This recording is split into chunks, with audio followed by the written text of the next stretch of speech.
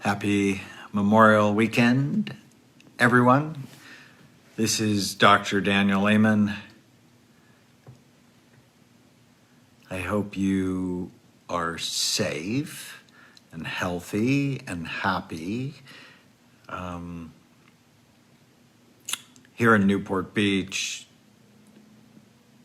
felt like things were a little crazy getting back to normal. The beaches had a lot of people on it.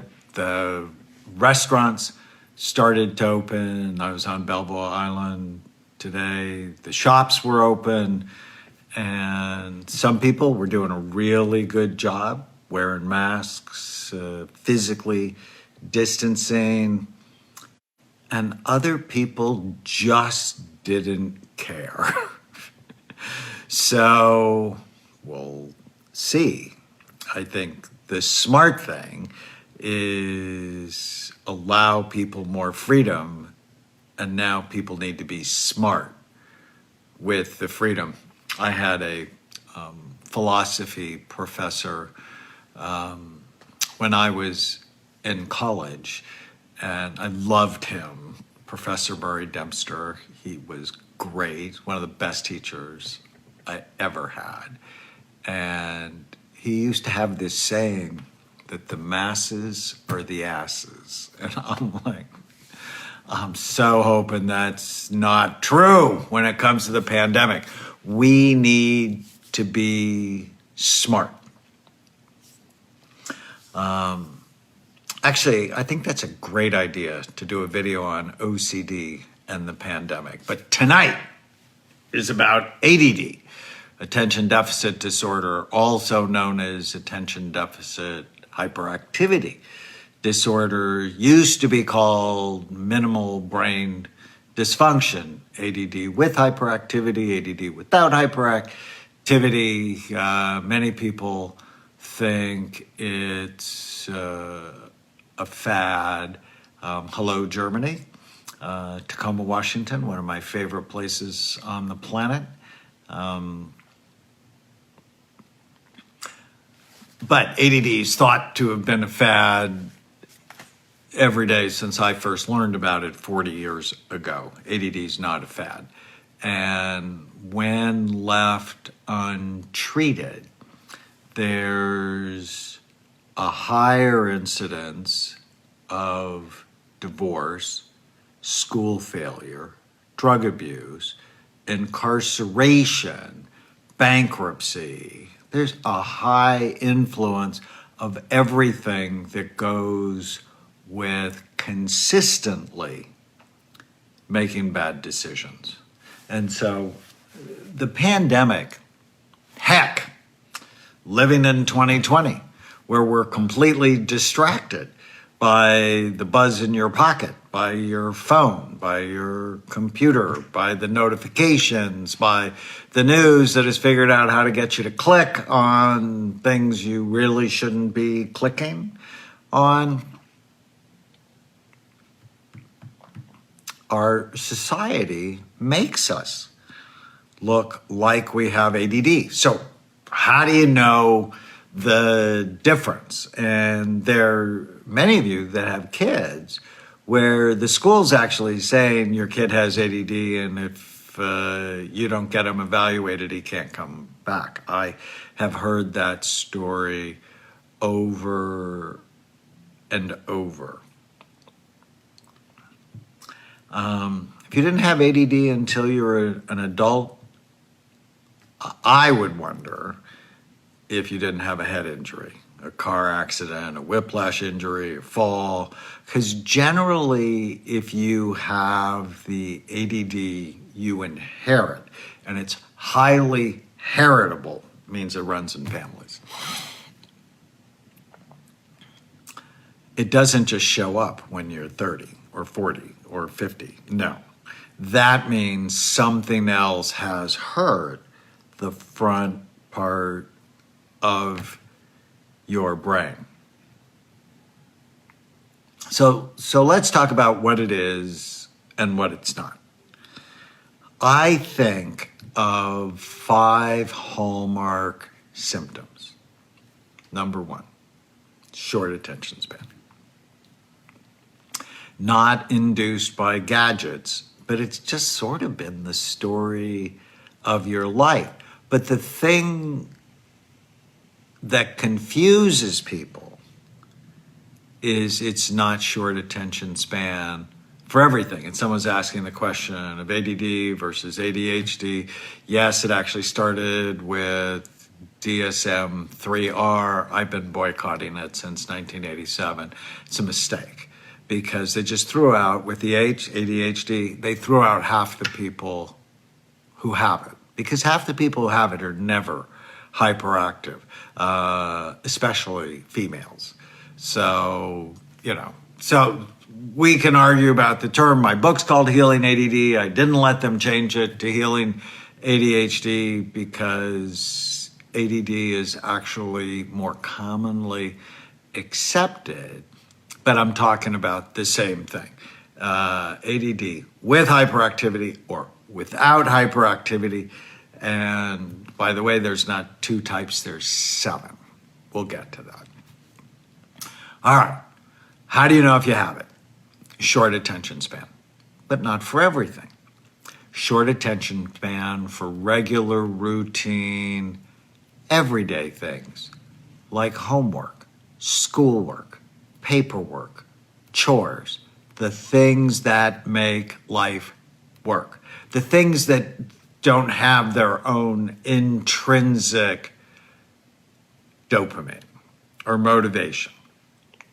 So, people with ADD, even terrible ADD, can pay attention just fine for things that are new, novel, highly stimulating, or frightening. People with ADD love scary movies. My mother-in-law, who has ADD, used to take my wife when she was a child to movies like The Hills Have Eyes. She says she still has nightmares over it. So if a kid loves their teacher, love is a drug. They tend to do well in that class, but terrible in all the other classes. New love is a drug. It's just like you got a hit of Adderall or Ritalin.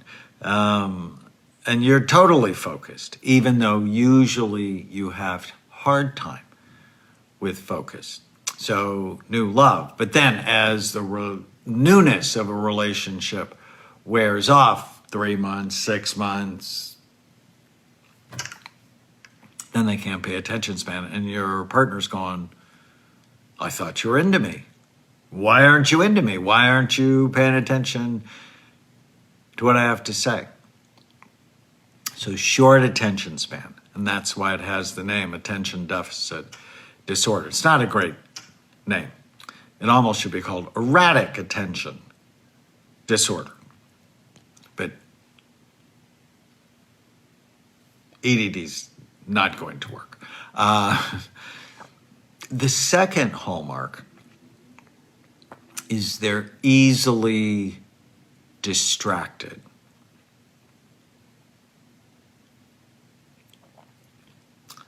They hear too much, they see too much, they sense too much. They often have sensory processing issues as a child. Tags and shirts just drive them crazy. Seams on socks. They often don't like to be touched or need to be touched in just a certain way, or they get upset. And the distractibility is often one of the things that also steals their attention. So most of us, the brain has this really great way of filtering things out. And so when I was growing up in the San Fernando Valley, I lived 3 houses from the 101 freeway. And a lot of people, they come to my house and they go, don't you hear the freeway? And I'm like, nope. And when I go to New York City and it's so noisy in Manhattan, I hear it for about a day, and then my brain just completely blocks it out. People with ADD have trouble blocking things out, whether it's sounds or sights or smells, certain tastes, and they can actually become very narrow in their food choices because they're super sensitive. 3, they tend to be disorganized for both time and space. So they tend to be late. Do you know these people? It's like no matter what, they're 5 minutes late, 10 minutes late. I knew one guy, he was always hours late. I just never depended on him to show up on time. I promise. Never. And so they tend to be disorganized for time and space. Their rooms, their desks, their book bags, their filing cabinets, just not good. Now, they often organize by the pile system, and if you actually have somebody go organize it, they won't be able to find anything. So, short attention span, distracted, disorganized, time and space.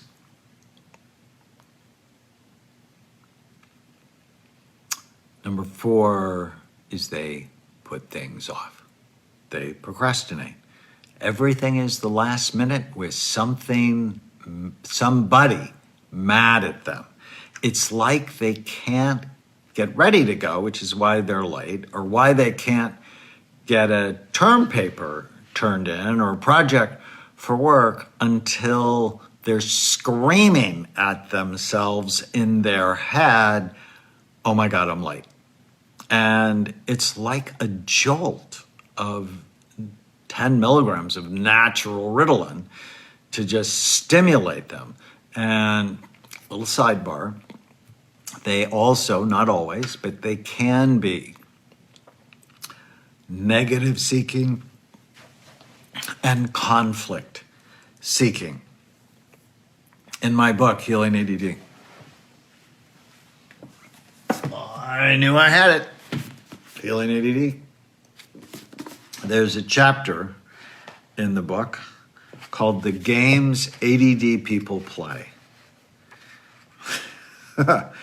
And the first game they play is Let's Have a Problem.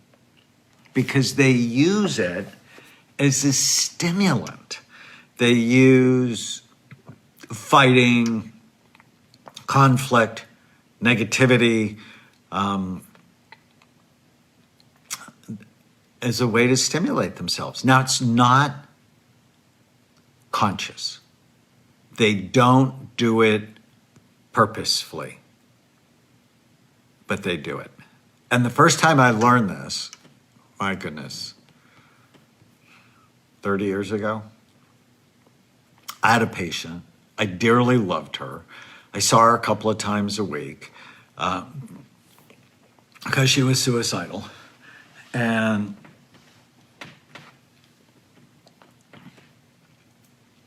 every week, every appointment, she'd come in and tell me how she was going to brutally kill herself, which just made me anxious because I don't want anything bad to happen to my patients.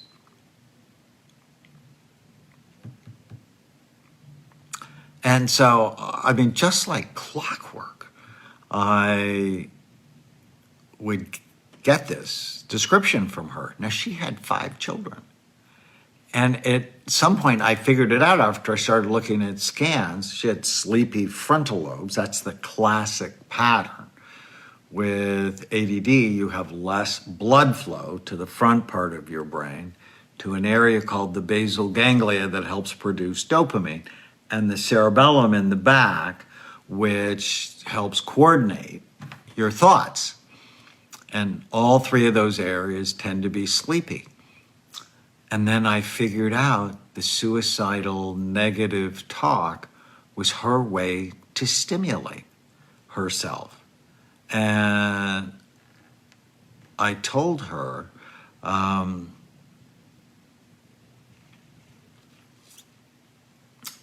said, I think you use this talk as a stimulant. And I don't think you're going to kill yourself. Because you have 5 children and you love them. I've seen you with them. And you know, if you kill yourself, you've just gifted them a 500% increased chance of killing themselves. And I know you love them and you'd never do that to them. And after that, she stopped talking about it. And it was then I'm like, she has adult ADD. Because it used to be people thought everybody outgrew ADD when you're 13 or 14. Well, they tend to outgrow the frank hyperactivity, but not the short attention span, distractibility, disorganization, and procrastination. So they put things off to the last minute. Number 5, they often have impulse control issues. Is they say things that probably they shouldn't say, or they do things that they probably shouldn't do, that they make decisions without considering the long-term impact. And trust me, we all make bonehead decisions. You know, my dad died more than 2 weeks ago. And he made bonehead decisions, didn't have ADD, always on time, not impulsive. I look back on my life, and I probably make a list of 100 things that I would have done differently. I've made some serious bonehead decisions. But if I would have made different decisions, I might not be me today. I sort of like me today.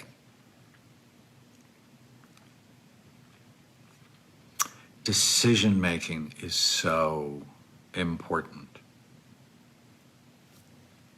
Now, back to the ADHD, being hyperactive is a symptom for about half the people who have it. The other half, some of them may in fact be hypoactive, that they just don't have any motivation and they're not. Now, hyperactivity, I have a daughter that had ADHD, hyperactive, restless. And, you know, she was so active inside her mother's womb, we thought she was going to be a boy, but she wasn't.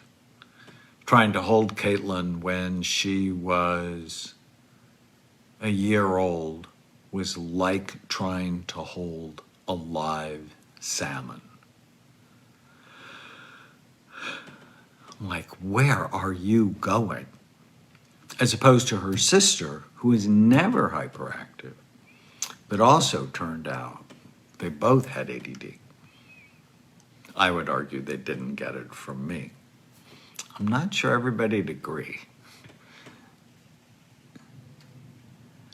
When Caitlin was 2.5, her mom got thrown out of the library.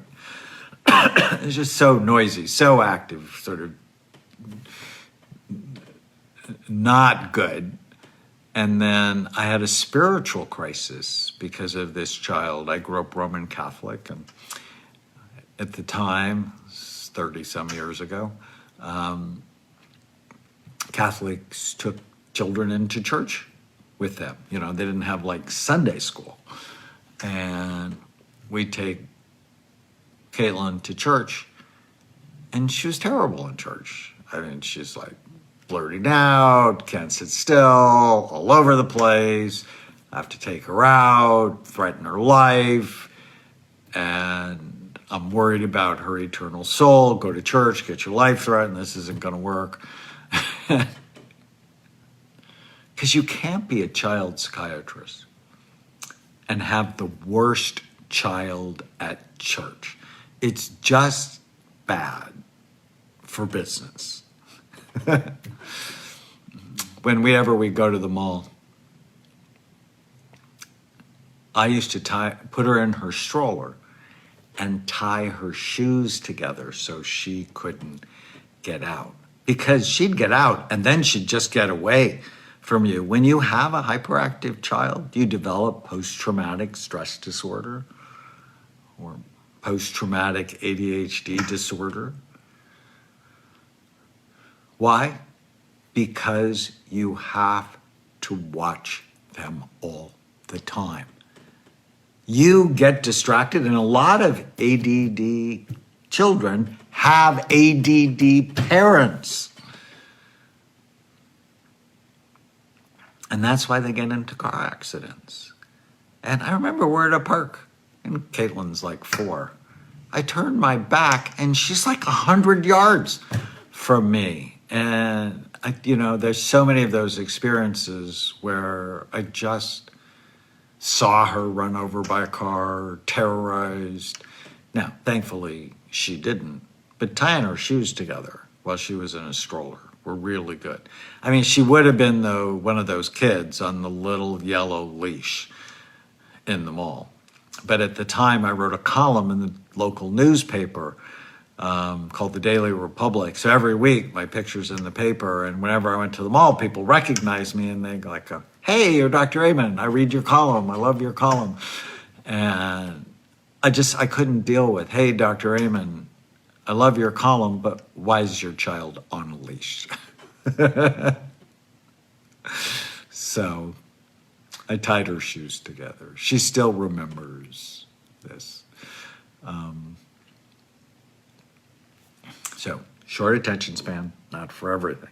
Now, so this is not just in the pandemic. This is something you've seen over your child's lifetime or your lifetime. So the pandemic makes everything worse. And right away, when I realized, okay, kids are home, and I have 3 kids doing homeschooling.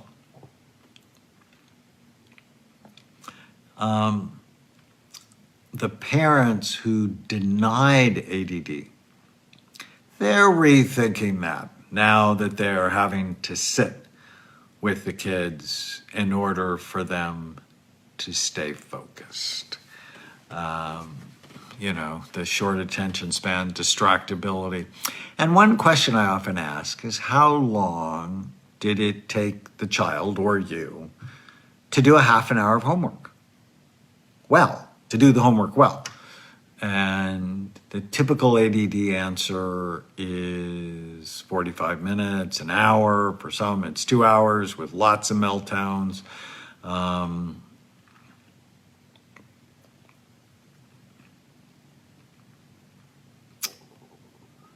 And what did teachers say about them? And for girls, because girls often don't get diagnosed because they're often not hyperactive, except for my Caitlin. And so they don't bring negative attention to themselves. And there is still significant gender bias in the schools. So if a little boy is having trouble, people worry more than if the little girl's having trouble because they think, well, she'll marry somebody nice, which is completely unreasonable given that women, quite frankly, do more than men. They're primary caretakers for the children, primary caretakers for the home, and here in California, they're working outside the house full-time about 90% of the time. And we now have 3 generations of tired women. Add ADD on top of that, and they often get depressed. And then they go to the family doctor and they go, I'm depressed. And he or she prescribes Prozac or Paxil or Zoloft or Lexapro or Effexor or Prestige. All of them drop function in their frontal lobes. So they actually make you more ADD, but it also drops activity in the amygdala, so you don't care. You're more ADD, which can really be a disaster. So it's really important to get the diagnosis right. At Amen Clinics, we do imaging. Our 8 clinics are still doing imaging. But we've found over the last 3 months, a lot of people can't travel to see us, so we're doing virtual appointments. And we can still, because all of my doctors are trained in my work, we can still diagnose and treat and use supplements or medicines. There's a question about, well, what do you do about it? And it depends how bad it is. And we like to give you options. Exercise helps. Stimulants can help. Neurofeedback can help. Stimulating supplements like green tea, ginseng, ashwagandha, rhodiola, zinc, magnesium, all of these things might be helpful depending on your type of ADD. So I just basically gave you an idea of how to know if you have it. In Healing ADD, I talk about how ADD is not one thing, how it's 7 different things. And knowing your type is so important to getting the right treatment, whether it's supplements or medication. In my mind, I'm usually starting with supplements to see if I can get the best effect. But if it doesn't work like I hope, I'll totally use medication. But it depends on your type. Stimulants like Ritalin and Adderall are really good for type 1, which is classic ADHD, where all those hallmark symptoms of ADD plus they're hyperactive. Type 2 is inattentive ADD, again, more common in girls, also not uncommon in boys, and they have all the 5 hallmark symptoms of ADD, but they're really never hyperactive, and they're not terribly impulsive. Type 3 is what I call overfocused ADD, where they have the hallmark symptoms, but they're also worried, rigid, and flexible. If things don't go their way, they get upset. They tend to be argumentative and oppositional. And there, I need to boost dopamine. You can do that with stimulants or stimulating supplements. But I also need to boost serotonin, because if I just boost dopamine, I can actually make them more worried and more nervous and more agitated.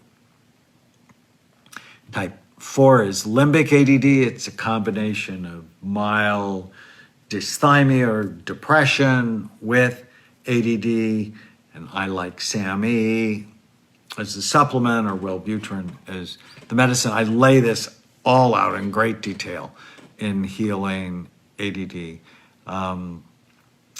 Type 5 is temporal lobe ADD, often from a head injury where you hurt one or both temporal lobes. You have the ADD symptoms, plus mood instability, irritability, temper problems, dark thoughts. And there we'll use something to stabilize the temporal lobes first and then treat the ADD. And then, one of the things I'm known for is the ring of fire, where their brain is not sleepy. The whole thing is working way too hard.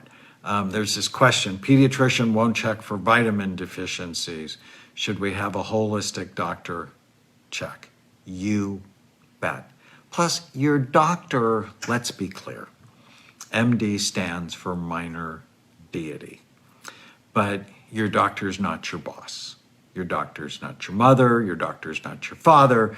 Your doctor should be your partner in health. And so, there's just no rule against going to see somebody else. You want to have that kind of relationship with your physician. It's so important. So we talked about the ring of fire, too much going on, and there I use supplements to calm the brain. But in my head, I'm also thinking, why is their brain on fire? Do they have inflammation? Have they had an infection? Are they being exposed to some toxin? Or is it an allergy like gluten or dairy? And then type 7 is anxious.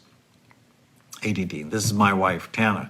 We did a public television special, and she talked about having ADD, being in a highly charged, stimulating job, and that's how she could focus. She was a neurosurgical ICU trauma nurse, where there was always stuff going on. And she believes that if her ADD was recognized and treated when she was younger, that she would have been a physician or something else. She knows that the ADD held her back. So, pandemic, you have ADD for the moment. If you really have ADD, often you can see it in your family. I have one of my friends, he could actually trace it through 5 generations of his family. I guess in the 16th century, they called them constitutionally incorrigible. If you don't see it in your family, then it very well could have been caused by a concussion or a fall. You played a contact sport. You were in a car accident and you had a whiplash injury, and people think about whiplash injuries in their neck, but what's on top of your neck? It's your brain. And someone wants us to bring back the PBS specials, actually starting next weekend. I actually have 3 shows running on PBS: Memory Rescue, Feel Better Fast and Make It Last, and Change Your Brain, Heal Your Mind, which is based on my book, The End of Mental Illness, which I'm pretty excited about. Anyways, I hope tonight was helpful for you. I think about you all day long, and as we go to reopen our country, I want you to be smart and safe. I hate the term social distancing. It's a bad term. It should have been physical distancing. We need to be socially connected more than ever before. But this virus kills people, and you want to be thoughtful. I have a team member in New York who's 30 years old, ended up on a ventilator for 6 weeks. Horrifying. So your best defense against COVID-19 is your immune system. It's time they start talking about why the U.S. has 4% of the world's population, 34% of the world's cases. It's because we have terrible immune systems. We're overweight. We have diabetes. 50% of the American population is diabetic or pre-diabetic. It's time we get serious about getting healthy. That's worth spending trillions of dollars on. It's time that we get healthy. The end of mental illness will begin with a revolution in brain health. But if you're going to get your brain right, you got to get your body right. Okay. Have a great night. Talk to you soon.